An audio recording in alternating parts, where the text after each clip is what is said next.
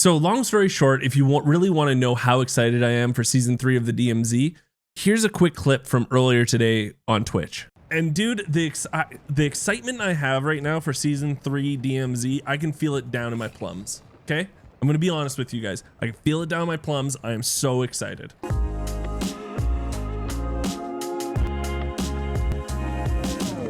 The feature that no one really saw coming, I would have to say, is this active duty operator slots thing.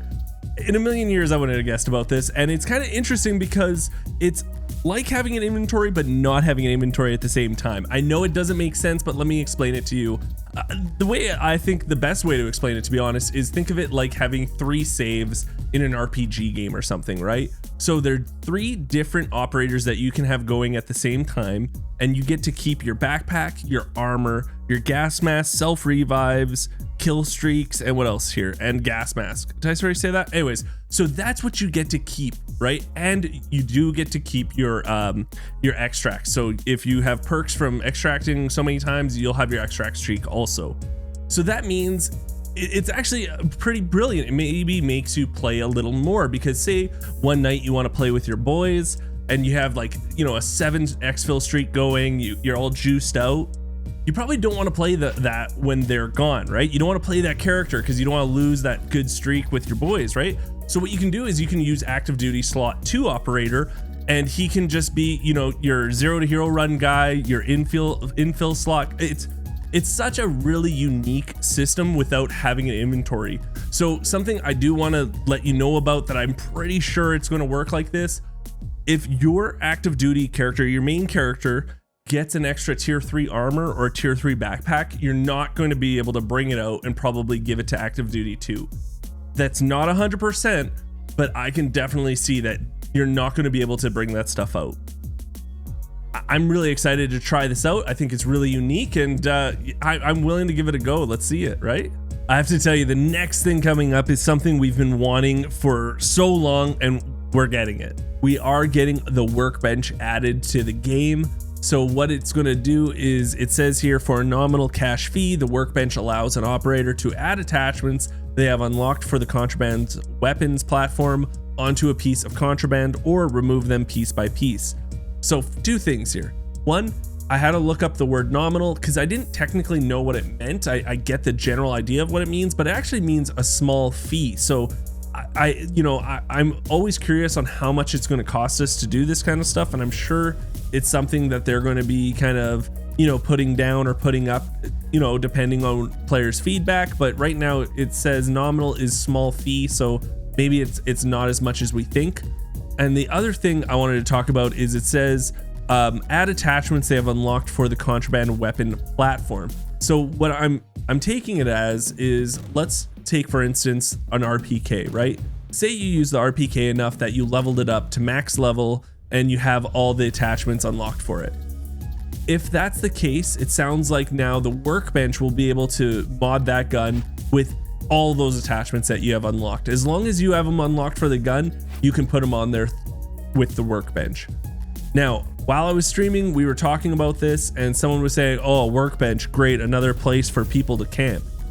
It doesn't seem, to me at least, even in this picture, it doesn't seem like the Workbench is going to be out in the open or in areas that are out in the open. I think they're going to be in like the warehouses, in, you know, those small factory areas. Like they're not going to be out in the open for people to snipe, because you also have to remember that when you're using this, it's probably going to take some time to mod out a gun and whatnot. So you don't want it to be out in the open. People would hate that, but we shall see.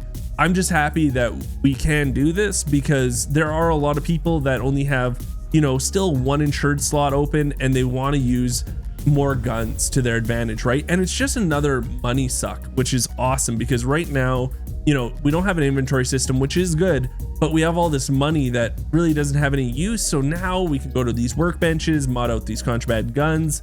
It's something to sink our money into.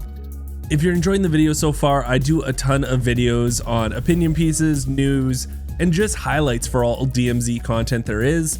And I would really appreciate it, guys, if you just subscribe to the channel. It's free for you guys, means the world to me. We're on our road to 100K. We're like less than 3,000 away. So please join up, be a part of the community, because we have, I honestly believe, the best community in the DMZ. something I've been wanting forever is finally coming in season 3 also, and that's the barter system. No more are you going to have to pass up on light bulbs and jumper cables because they mean nothing because you did the one quest that needed them. Now everything, hopefully at least in the game, will have some sort of use, or maybe at least general use to it, right? So they are using a barter system now, but I'm kind of confused on the way they're going to do it. So let me explain. So they say this first, right? One of the biggest additions since the launch of DMZ is the barter system, a way to award operators who stock up on items and can reach a buy station to swap them for other valuables. So right there, it says, okay, the buy station's going to have the barter system also in it. So maybe it's different tabs, or maybe they're taking out a bunch of stuff from the buy station and it's going to be half buy station, half barter station. I don't know. But then they also go on with, in general, the trader may not have what you want, but they will always have what you need. The trader may not. Why are they saying that the trader? It says here that it's the buy station. Now, if you watch one of my earlier videos from, I think, a week ago, there was a rumor that a new character was going to get added called the Scavenger, and he was going to be the one that barters with you. It was like a real in-game trader. And I'm just so confused with how they worded this. I'm not going to lie to you. I don't know what it's going to be. It shows a picture of a buy station, but it doesn't always mean that's what it's going to be. So, you know, again, very interesting. And the thing that they say, they may not have what you want, but they will always have what you need. I'm hoping that means that if you have some sort of quest, you know, on you right now, that you have to go to, say, room 403 in Ashika Island, right? If you have that quest currently active, maybe this, you know, trader or the buy and sell station will have your key that you need for that mission there. How awesome would that be, right? Like, if you need the 403 key, you can't find it. As long as you have the mission active, it always has that key available, you know, for maybe it's some ridiculous things you need to find in that raid, but it's still there. I think that would help out a lot of people. And I think that's probably one of the #1 things that I'd like in this game. Well, I would like hard spawns for keys, to be honest. I think, you know, when it comes to quest keys, I think they should have hard spawns that maybe are only a 5% chance that they're ever in that building, in that room, but there's still a chance, so that if you are on that mission and you can't get it from, say, an HVT or an orange crate, you know, there's still a chance. But yeah, there needs to be more opportunities to get a specific key that you need.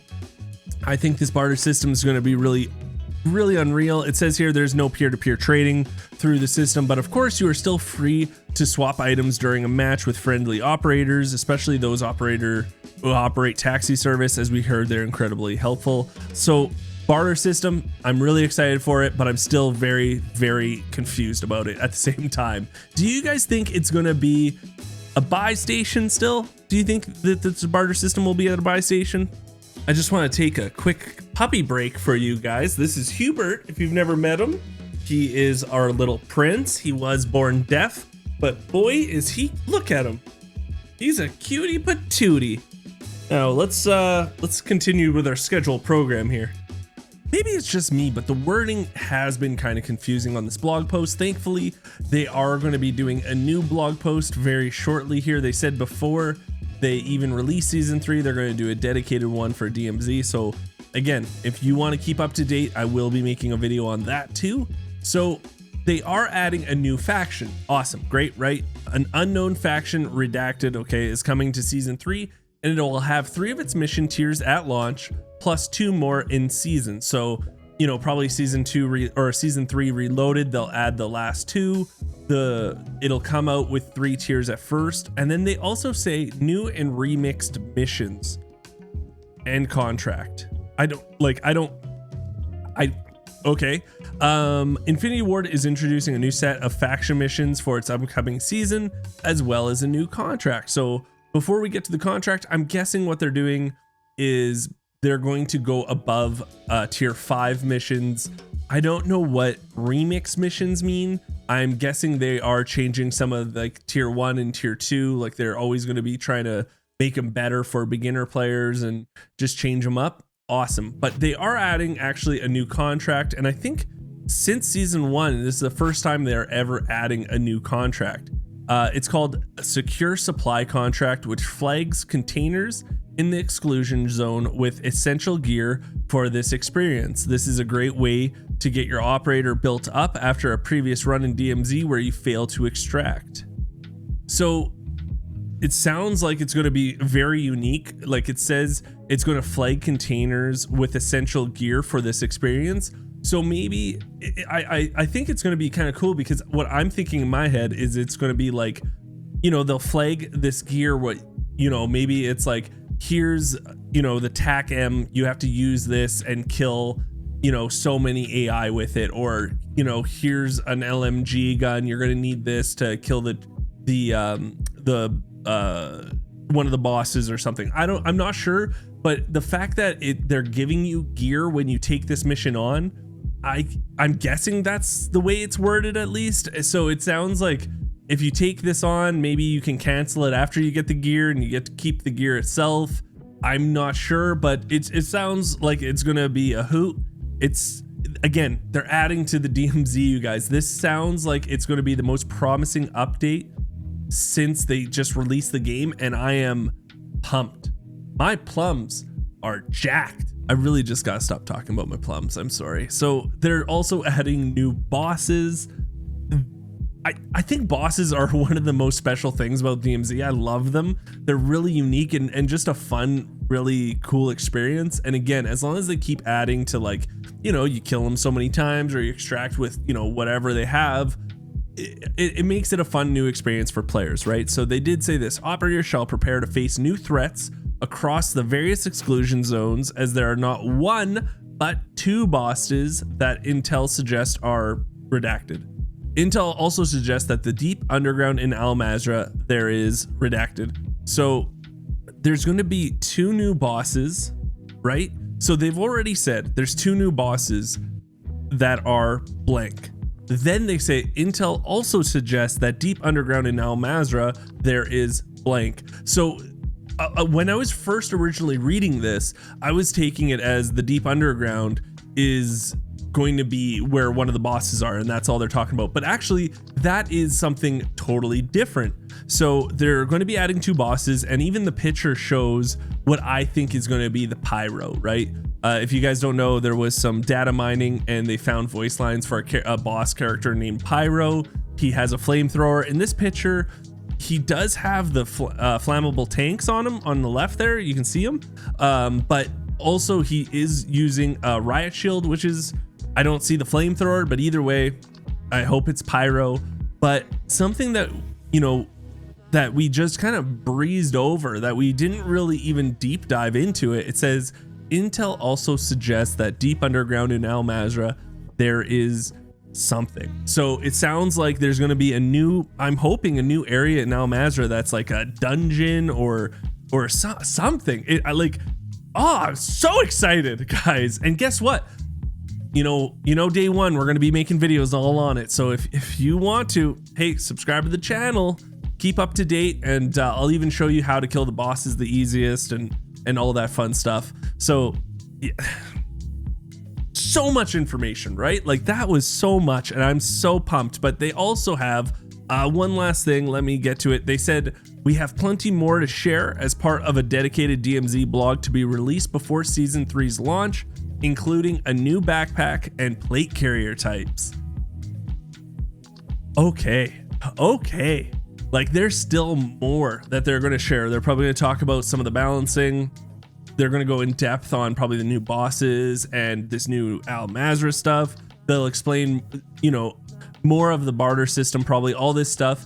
But even in the tier 3 or the season 3 roadmap, you can see where it says DMZ, it even shows you that there's new backpacks. So, you know, new backpacks, plate carrier types.